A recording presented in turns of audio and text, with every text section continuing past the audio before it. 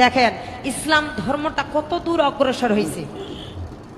মুসলমানদের মধ্যে যদি শোনা যায় যে অমুক জায়গায় একজন ব্যক্তি মারা গেছে, এই মৃত্যুর সংবাদটা শোনার সঙ্গে সঙ্গে কি সুন্দর করে আপনারা বলেন ইন্না লিল্লাহি ওয়া ইন্না ইলাইহি রাজিউন, বলেন না? তারপরে কি করেন শুনো দিয়া মন, বড়ই পাতা গরম জলে গোসল করায় কেমন, বড়ই পাতা গরম জলে গোসল করাইয়া জানাজার নামাজ দাদা নিল ভাই পড়িয়া, জানাজা নামাজ পড়ে নিল, রুকু ছাড়া সেজদা ছাড়া নামাজ পড়িল, রুকু ছাড়া সেজদা ছাড়া নামাজ পড়িল।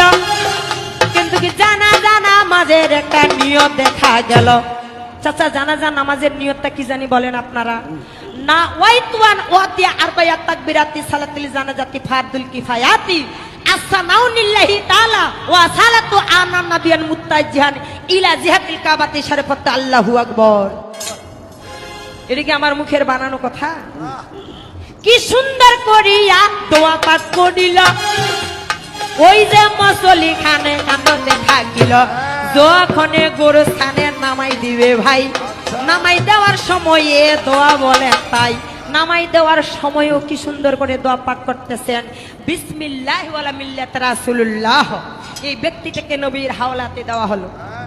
তারপরে মাটি দেওয়ার সময় বলতেছেন মিনহা খালাকনাকুম ওয়া ফিহা নুইদুকুম ওয়া মিনহা নুখরিজুকুম তারাতান উখরা।